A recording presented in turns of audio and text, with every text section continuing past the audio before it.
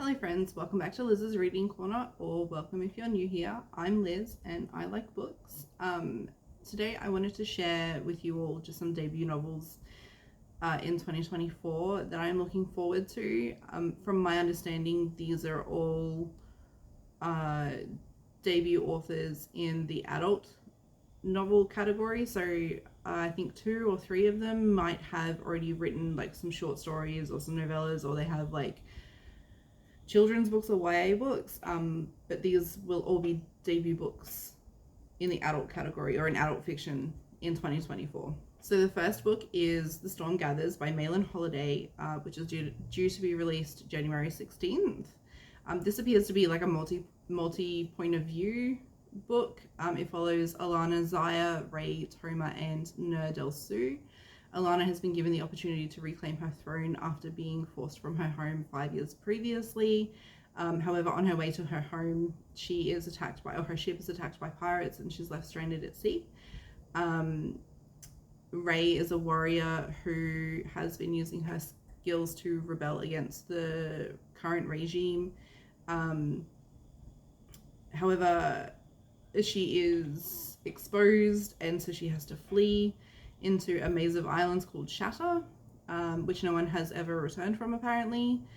And so while Ray is there, she finds a storm witch who is Nur Del Su, who is on a mission to prove herself because apparently everyone has been ignoring her. Forced from their homes, can these characters survive long enough to uncover the deadly mysteries at the heart of their world? So like I said, this appears to be like a multi-point of view book where it's told from like the point of view of 3 different characters. Hopefully this will be done right. I found it's really difficult when it comes to like multi-point of view books to do it right. It can like really ruin the immersion. It can, like, jumping from character to character can be really jarring if it's not done right. So hopefully this will be done right. This will be good. The reviews from the ARC readers have been really positive, so I'm looking forward to reading this one. Next is 27 Minutes by Ashley Tate. This is a mystery thriller book set in the town of West Wilmer. Everyone is questioning why it took Grant Dean 27 minutes to call for help when him and his sister Phoebe were in a car accident, and if he had called for help sooner, would she still be alive? And were they the only people in the car that night? We'll only find out if we read the book. And so while everyone else in the town is remembering Phoebe, June is remembering her brother Wyatt, who went missing 10 years previously. She was left alone. She had no answers until someone turns up at her door saying that they have all of the answers that she was looking for. This book takes place over apparently 3 days and explores what happens when grief becomes unbearable and dark secrets are revealed. So I'm really intrigued by the synopsis of the story. It sounds really interesting, and to fit an entire 3 days in a book and still make it interesting is going to be a feat, but we'll see. It's due to be released on January 23rd. So the next book is Night Watching by Tracy Sierra. This is also a mystery thriller. I think a lot of the books on this list are mystery thriller or horror in some way. This book is about a mother and her children who live in an old house, and one night after tucking her son back into bed after, I think it was a nightmare, the mother, so we don't actually get their names in the synopsis, but the mother hears footsteps on the stairs, and so she grabs her children, so her son and her daughter, and they hide in a small concealed space behind a wall. And so while they are in this little hidey hole, the intruder is trying to tempt them out. So he's trying to tempt the children out, and he's trying to scare the mother into submission while trying to find where they are. And so the mother tries to find an opportunity to escape, and then she catches a glimpse of the intruder, and she realizes who he is, why he's there, what he wants. And apparently it's not good. So this actually has really good reviews from ARC readers. It reminds me a lot of Safe House, but without the technology. But I'm interested in reading it. So This one is due to be released on February 1st. Next is Everyone Who Can Forgive Me Is Dead by Jenny Hollander. This is a thriller horror. Like I said, there's a lot of thriller, horror, mystery on this. So this follows Charlie Colbert. Charlie has rebuilt her life after witnessing horrific events at her elite school on Christmas Eve. And when a former classmate makes a film that threatens everything that she has worked for, Charlie will stop at nothing to protect her life that she has made for herself. There's not a whole lot of information in the synopsis, but it seems like it's going to be a really interesting book, and it is due to be released on February 6th. This next book I'm actually really excited for. The premise is actually really interesting and very, very different. It is The Other Valley by Scott Alexander. It is a speculative fiction / science fiction novel about, so there's a town, and on one side is the exact same town only 20 years in the past, and on the other side is the exact same town only 20 years in the future. And so we follow Odile, who is trying to get a seat on the council. The council decides who can cross like the heavily guarded borders between the past, present, and future, because obviously we don't want them all mingling because terrible things will happen. And so one day Odile recognizes some visitors to her present that she wasn't meant to see. They are her friend's parents who are crossing from the future into their past but her present on a mourning tour, and the only reason they would be on a mourning tour is because their son has died, and so she realizes this, and so in order to preserve her timeline, Odile is sworn to secrecy and she's not allowed to tell anyone. And she also becomes the council's top candidate. The problem is she finds herself drawn closer to her friend because it's her friend. She knows what's going to happen in the future and that he's going to die. And obviously it puts everything that she's worked towards in jeopardy. I love the idea of having like past, present, and future all sitting together in a row. And that they're like in very different time frames. It's not something that I've ever really read before, and I find that whole concept intriguing. This is set to be released on February 27th. The next book is Fathom Folk by Eliza Chen. So from what I can see, Eliza has written quite a few short stories, but she's never actually written a full-length novel, so this should be her debut full-length novel.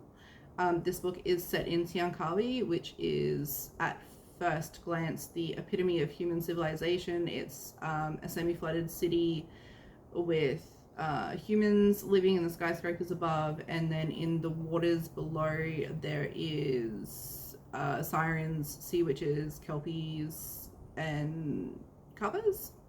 It's the place to go when you are fleeing like civil unrest, basically, and apparently the waters are very polluted. So we have half siren Mira, who has been promoted to captain of the border guards, which is something that she sees as a possibility to institute reform for her people and like try and get better living conditions for her people because they're living in very polluted water. And all of her hard work is put in jeopardy when a water dragon is exiled into the city. So Nami is an aristocratic water dragon who has been exiled. She's frustrated with Mira's soft approach, so because Mira is like very buddy and trying to like, I don't want to say brown nose, but like trying to nicely institute reform, which is not really the way to get things done. But anyway, and so Nami joins a extremist group, and then in amongst all of this going on, we have Cordelia, who is a second generation sea witch who uses her wits and will do anything that she has to see her family thrive and survive and flourish.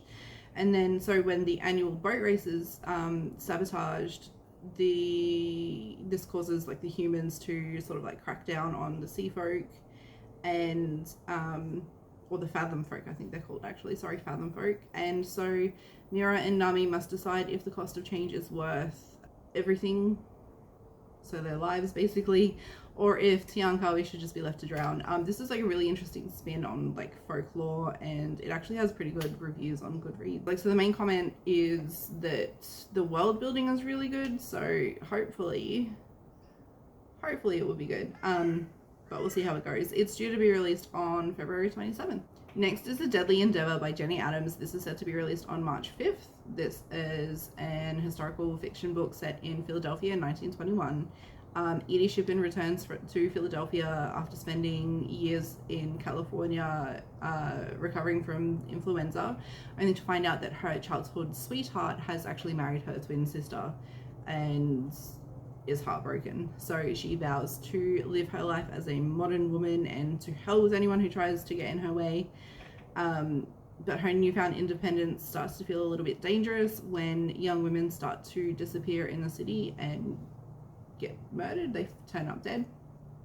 And then we go to Gilbert Lawless. So I think this is another multi-point of view story from the looks of it. But so we go to Gilbert Lawless, who has just returned from the war, a shell of his former self. He goes to work for the Philadelphia coroner, which is where he hides himself away from the world until the corpses of this serial killer start coming into the morgue. His sister Lizzie disappears, and he risks his career to go and get help from Lizzie's former employer, or the person that she was working for, who happens to be Edie. And so Edie and Gilbert start working together to try and find out where Lizzie is gone, and then they realize that her disappearance is actually connected to all of these women who have died in the city, and it's only a matter of time before the killer strikes again. So I love a good murder mystery. This actually reminds me a lot of like Jack the Ripper type thing without actually being Jack the Ripper, because it's obviously not set in London, but it just has like those vibes of Jack the Ripper, like a serial killer in like an olden time type thing. So yeah, this will be interesting to see. So this is apparently book 1 in the Deadly 20s mystery series, so we'll see where the series goes. So next we have a contemporary horror novel, What Grows in the Dark by Jack Evans. So again, from what I can see, Jack Evans has only written short stories previously, and so this appears to be her first full-length novel. Phony spiritualist Bridget Whalen returns to her hometown, so another returning to your hometown, to help an investigation that is eerily similar to the disappearance and the death of her older sister. So 16 years prior, Bridget's older sister Emma walked into the woods and never came back out. People were saying that Emma was troubled and that she was seeing things. Emma claimed that there was a monster in the woods, and she turned up dead. So Bridget left and never looked back. She traveled the country and investigated and faked paranormal activity with her cameraman Ian, and then she is called back to Ellis Creek, which is her hometown, to help assist the search for 2 missing teens. Despite being a paranormal investigator, Bridget can't explain why there are trees appearing in her bedroom, why there is a familiar laugh from the darkness, why there is something on the phone calling her with her sister's voice, and apparently the thing on the phone is reminding her to finish what her and her sister started. So I love a good spooky horror book, and this, from the synopsis, has like it all. Like, it has all of the hallmarks of a spooky horror story, if I can speak properly. The expected publication date for this book is March 5th. The next book is The Waves Take You Home by Maria Alejandra Barrios Velez. I'm sorry for butchering that. This is a contemporary fiction novel about Violeta Senaguera, who is a woman who is always done as she is told, including leaving her home city and the man that she loves. So she moves to New York at the behest of her parents and her grandparents, in pursuit of a better life, and because her mother didn't approve of, and her grandmother didn't approve of, the man that she was in love with. She establishes a life for herself in New York, and has a new love interest and everything, but then her grandmother suddenly dies, and Violeta finds herself the heir of the family restaurant. And apparently Violeta ends up on this journey of like rediscovering her home and her family and her old love. This just feels like a cozy read. It just seems like a cozy read. It seems like it just feels like one of those feel good happy ending type novels. And it is due to be released March 19th. Next, we have a science fiction novel, Cascade Failure by L.M. Sagas. This is book 1 in the Amber's Run series, and the synopsis actually reminds me a lot of Firefly, if I'm honest. In the universe, there are 3 powers: corporate's power of trust, union's labor's leverage, and the guild who attempts to keep them all in line. So when Jal is branded a traitor by a guild deserter, he accidentally lands a ride on a guild ship called the Ambit, whose crew is just a little bit different. There's a mechanic / medic who thinks that both things are the exact same thing, and the company officer is the kind of person who apparently wouldn't hesitate to shoot you. Sounds very similar to Firefly. So when the Ambit responds to a distress call on an abandoned planet, they discover a mass grave and a programmer who is alive who knows exactly what happens, and apparently the Trust has plans, and it's not the first dead planet that they will find, and it won't be the last. Like I said, this just reminds me a lot of Firefly. The whole thing reminds me of Firefly, and I will read anything that reminds me of Firefly, because I was really, really sad that it didn't run for as long as it should have. I think that it probably would have been better to keep that series going over Stargate, if I'm honest. Although I love Stargate too. Stargate was amazing. So anyway, Cascade Failure. It is due to be released on March 19th as well. The next book is another book that I'm actually really looking forward to. It is The Jinn Daughter by Rania Hannah. Hannah. We're gonna go with Hannah. That could be wrong though. This book is based on Middle Eastern mythology and follows Nadine, a Hakawati Jinn, who is tasked with telling the stories of the dead. So each morning, with her daughter Lavala, she gathers pomegranate seeds, which are apparently the souls of the dead. She eats these pomegranate seeds and she tells the stories of the dead, because only once she has told these stories can the dead actually depart through the final gate of death.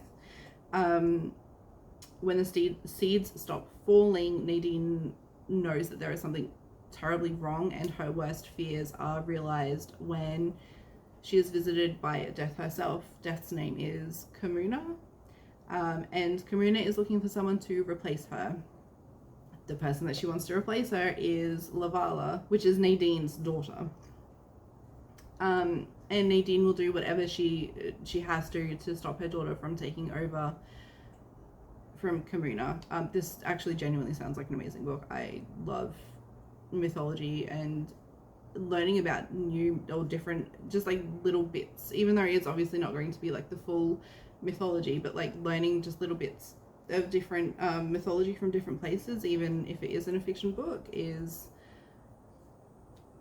really exciting. This actually has some really good reviews as well, so I can't wait to read this one. Hopefully it lives up to its hype. But The Jinn Daughter is set to be released on April 2nd. Next is You Know What You Did by Katie, I'm gonna butcher this, Nguyen. I'm not sure how to pronounce it. I butchered it. I'm sorry. I'm really sorry.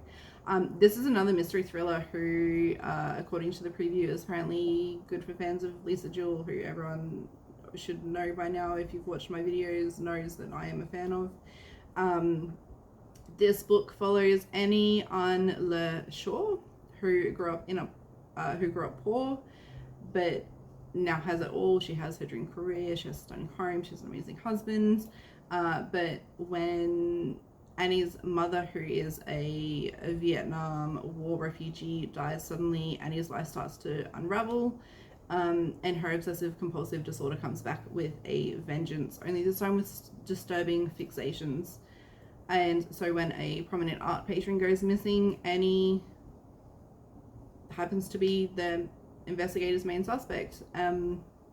So Annie starts spiraling. She has like self-doubt. She distances herself from her friends and family, and then she wakes up in a hotel room naked with a lifeless body beside her, and no answers for the questions that the police have of her. With her mind increasingly fractured, Annie doesn't have any answers for them. All she knows is that she will do anything to protect her daughter, even if it means losing herself. So this also has really good reviews and reads a lot like a psychological thriller. The only part that I'm concerned about is the obsessive compulsive disorder part. OCD is commonly misrepresented a lot in like everything, in movies, in books, in social media. People tend to jokingly talk about having OCD because they have like a spotless house or because they're a perfectionist. As someone who has OCD, it makes me sad because like my OCD is currently controlled, but at its worst, it was horrific. It was really difficult to deal with. It makes me really, really sad that a lot of people in society don't tend to understand what real obsessive compulsive disorder is. And I'm hoping, like the way that the synopsis reads, the author seems to have an understanding of what OCD is, but it's always something that I have in the back of my mind whenever I see a character that is representing someone who has obsessive compulsive disorder, just to be mindful of, because that's definitely going to affect how I feel about the book. But You Know What You Did is due to be released on April 16th. Next we have When She Was Me by Marley Bush. This is set to be released on May 7th. This is about twins Cassie and Lenora. There's actually a lot of debut novels about twins in 2024 as well. Or I say a lot, I think there's like 3 that I've come across, or 4. Anyway, so this is about twins Cassie and Lenora, who are sole permanent residents of cabin number 2 in an isolated Tennessee campgrounds, where they manage to stay away from prying eyes and just people in general. They're both true crime junkies, and apparently it's just the 2 of them against the world. And the peace and quiet that they're living in is almost enough to make them forget about the events or things that happened to them years prior, until a girl camping in the cabin next to them goes missing, and then their memories come rushing back. And as the crime of the missing teenager becomes more recognizable, each sister suspects that the other knows more than she is letting on, and so Cassie and Lenora must piece together the truth of what actually happened to them in their own pasts before it's too late. And I'm assuming they're going to try and save this missing teenager. Next is Daughters of Shandong by Eve J. Chung. This is an historical fiction set in Shandong, China in 1948 during the Civil War. The wealthy land-owning Angs are more concerned with their lack of an heir, and so Hai, who is the eldest, takes care of her 4 sisters, and then the second eldest, Dee, manages to just hide in plain sight. And apparently the mother is abused by her family for failing to provide an heir, or failing to give birth to a boy, basically. So their mother manages to commit like small acts of rebellion in the kitchen, and so as the Communist Party closes in on the family, the rest of the family leaves, and or they run, and they leave the mother and her 4 daughters behind. The Communist Party reaches them. Hai, being the eldest, is taken as punishment because they don't have a male heir to punish instead. So Hai has to take that place. She barely survives the punishment and the abuse that she receives. And so her and her sisters and their mother manage to obtain forged travel permits. They flee across the countryside, so they go from Qingdao to Hong Kong, or British Hong Kong, and they eventually end up in Taiwan. They have witnessed like the changes throughout the entire nation, and the plight of the people as they are caught in the wake of a revolution. But with the loss of their home and the life that they've always known, they get like the new freedom, so they get to take hold of their own fate. They are free from the bonds of like their gender, and they can claim their own story. So this is due to be released on May 7th.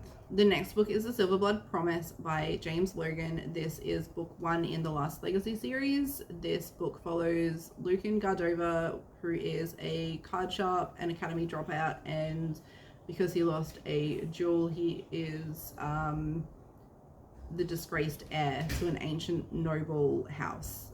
His days consist of cheap wine, rigged card games because he's card sharp, and trying to figure out how he's going to get back the life that he threw away.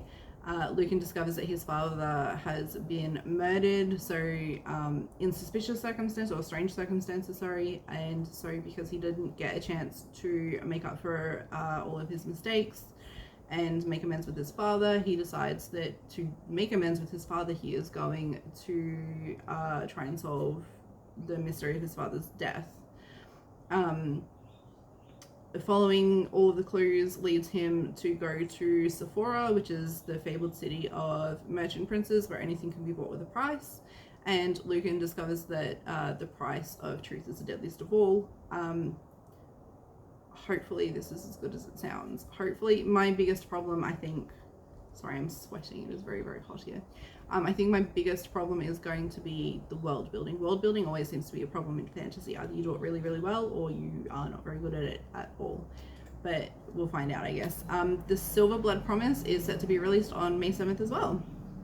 When We Were Silent is the next book by Fiona McPhillips. It's a contemporary thriller set in Dublin, Ireland. So that's new. That's a new to me setting. Louise Manson is a newer student at Highfield Manor, which is Dublin's most prestigious private school. The school seems to be near perfect, from the immaculate grounds to the playing fields to the oak-lined library to the giggling students and the dark festering secret that she has come to expose. Lou's working class background makes her the outsider at first, obviously because it's a prestigious school, that's not a surprise. And she ends up befriending Shauna Power, but then Lou finds out that Shauna is also caught up in Highfield's web. I'm assuming it's going to be a web of lies. And so Lou's time at Highfield ends with a lifeless body sprawled at her feet. 30 years later, Lou has rebuilt her life after the Highfield affair, and so she gets a surprise phone call from Rowan Power, who is Shauna's brother, who has become a lawyer and is bringing a lawsuit against the school for, I'm guessing, what happened to his sister while she was there, and he needs Lou to testify. But Lou now has her own daughter that she needs to protect. But to finally free herself and others, she must confront her past, go to battle once more, and discover what really happened at Highfield. This, I want to say, reminds me of Gossip Girl, but without like the Gossip Girl vibe. I don't know how else to explain that. It's just like teen drama, basically. This is due to be released on May 21st. The next book is Original Twin by Paula Gleason and is due to be released on May 28th. This one confused me a little bit, and just because of the twins' names.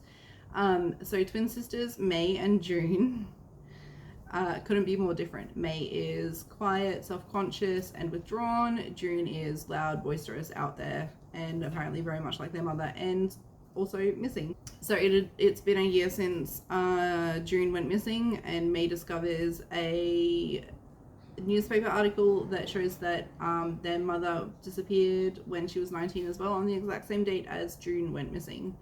Not a coincidence. So June was investigating their family's buried secrets, basically, and she's left May a whole series of clues that she can follow to try and pick up where June left off.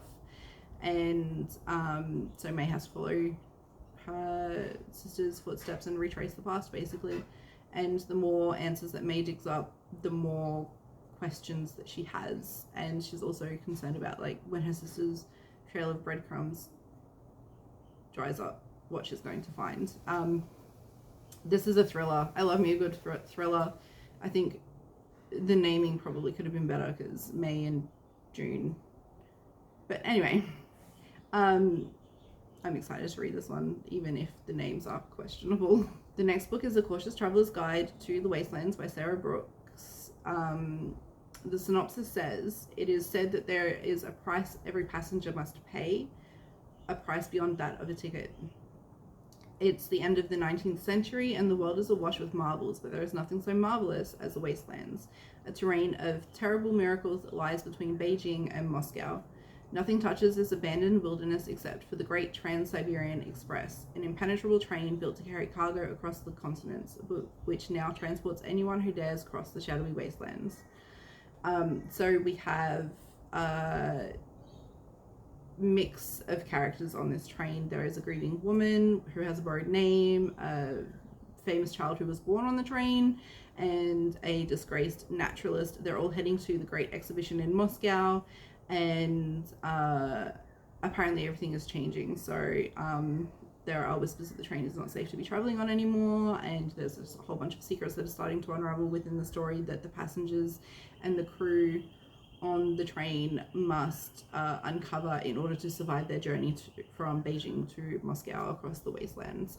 This book apparently is speculative fiction. It kind of comes across as like a post-apocalyptic type novel. Yeah, I'm intrigued. The synopsis is actually what drew me in. The cover of the book was a little bit like meh, but yeah, the synopsis has definitely got me wanting to read this one. The Cautious Traveler's Guide to the Wastelands is due to be released on June 20th. This book next is The Eyes Are the Best Part by Monica Kim. I have spoken about this in my last video. I'm really actually excited to read this, but because it's a debut novel, I thought I would also mention it here. Really quickly, Ji-won's mother, Ji-won is the main character. Her father leaves her mother. Her mother convinces Ji-won that eating fish eyes is good luck and will bring her father back, which it doesn't. It just makes Ji-won want to eat human eyes instead. Ji-won's mother starts dating a Caucasian man named George who has an Asian fetish. He has very blue eyes. Ji-won becomes very entranced by these blue eyes and starts to notice blue eyes everywhere around her, and she basically falls into her obsession until she eventually caves to her cravings, according to the synopsis. This is definitely one of the books that I'm the most excited for on this list, if not the most excited for, and it's due to be released on June 25th. Next, we have Foul Days by Genoveva Domova, which is also due to be released on June 25th. This is book 1 in the Witch's Compendium of Monsters, which is described as a fantasy series rooted in Slavic folklore. We follow Kasara, who is a witch living in the walled city of Chernograd. She has plenty of practice taming rusalkas, fighting kikimoras, the Witcher. That reminds me so much of the Witcher, probably because they're like very similar. They have very similar origins. But anyway, and brewing lycanthropy repellents.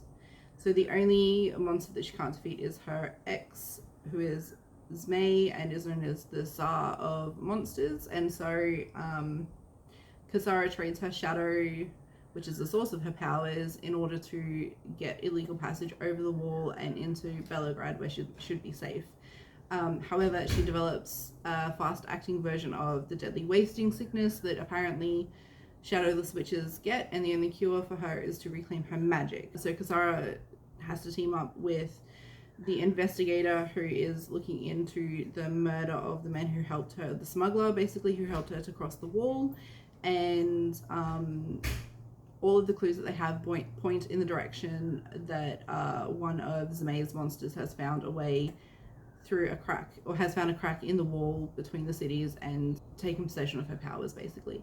I love folklore, I love folktales, I love like mythology, just anything like that is intriguing to me, and so I'm very excited to read this book as well. The next book is Masquerade by Oo Sengoyomi. This book is due to be released on July 2nd and loosely follows the tale of Persephone. It is set in a reimagined 15th century West Africa. So Adodo's hometown of Timbuktu has been conquered by the warrior king Yorubalans. She is already shunned as a social pariah, along with like all of the women who are a part of her blacksmiths guild. And so their living conditions worsen under this new warrior king. But then Ododo is abducted by a vagrant who visited their guild a couple of days prior, and then she finds out that she is actually going to be this warrior king's bride. She's taken to the capital city of Sangote, and she has just a sudden change in fortune, basically. So she goes from like the very dregs of society to the very top of society. And after a lifetime of like subjugation, the power and like the political savvy and like everything just is too much to resist, basically. So she uses her new position to create elaborate schemes and like reforge the loyalties of the court in order to overthrow this warrior king, basically. This is another like folklore mythology type book, and I think that's why I was so interested in it. The cover is also pretty cool, but yeah, this one sounds really interesting too. Next we have These Deathless Shores by P.H. Long. This, I believe, is actually a Peter Pan retelling, which is pretty cool because I don't think I've read very many Peter Pan retellings. So on an island where boys fly and fight pirates and girls can only be mothers, Jordan is a girl who basically pretends to be a boy. She has a shaved head, she has false swagger. They're basically the only thing keeping her within the crew of the Lost Boys. But then she gets her period and she is exposed as a girl and she's thrown into the outside, which would be like the real world, basically. She's not dealing with it. Like, this is a fate worse than death for her. 9 years later, when the drug that she's been using to medicate herself and her like withdrawal from the magic dust from the island, when that slowly begins to kill her or show its final fatal symptoms, I should say, sorry, Jordan and her best friend return to the island. With the help of a temperamental pilot and her long estranged sister, Jordan tries to overthrow Peter and take control of the island's dust supply, basically. And then she finds out that Peter is not the only malevolent force within the island, and that the island may actually have plans for itself. I'm not entirely sure how it's going to go. Peter Pan's not my favorite story, but it is definitely interesting to like read retellings and just to see where different people's minds go with like the story. And like, yeah, I like retellings. Retellings are pretty cool. So this is due to be released on July 9th. The next book is Strange Folk by Ali Dyer. This is a magical realism fantasy novel which is due to be released on August 6th. A woman returns to her magical family in Appalachia. So we follow Lee, who left Craw Valley at 18 without a backwards glance. She wanted no part of like her family's magic. However, she abandons her new life in California and she has nowhere else to go, so she returns to Appalachia to her family along with her children.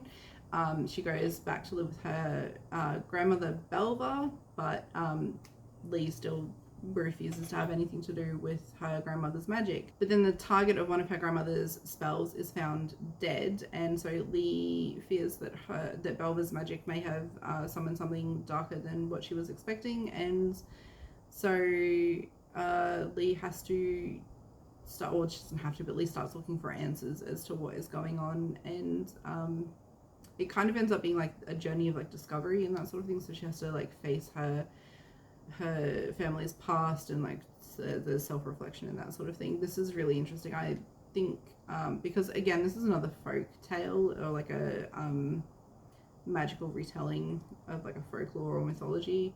I think that's why I was drawn to this book, but it seems really interesting. So yeah, it is, like I said, due to be released August 6th.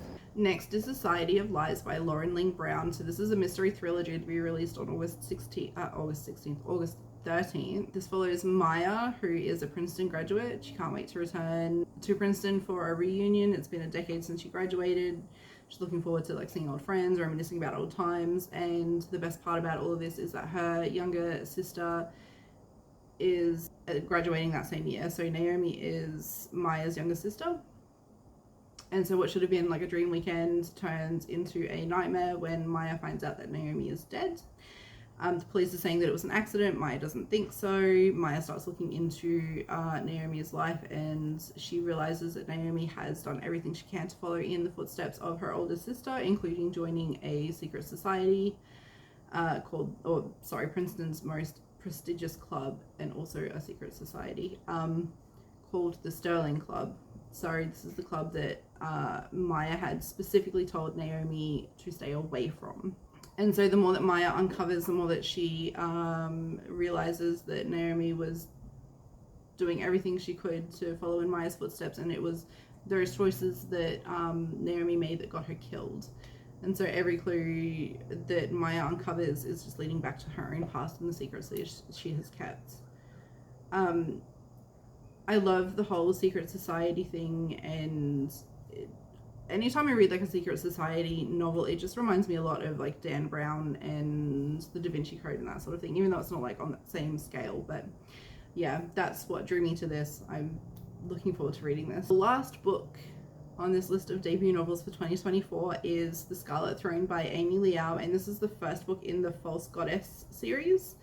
Binza is a living goddess who has been chosen by the gods to dispense both mercy and punishment from her place on the Scarlet Throne, but her reign hides a deadly secret. So rather than channeling from the wisdom of the gods, she is actually harboring a demon. When the gods decide that a new girl called Meta is going to be replacing Binza and her demon strike a bargain to keep Binza on the throne.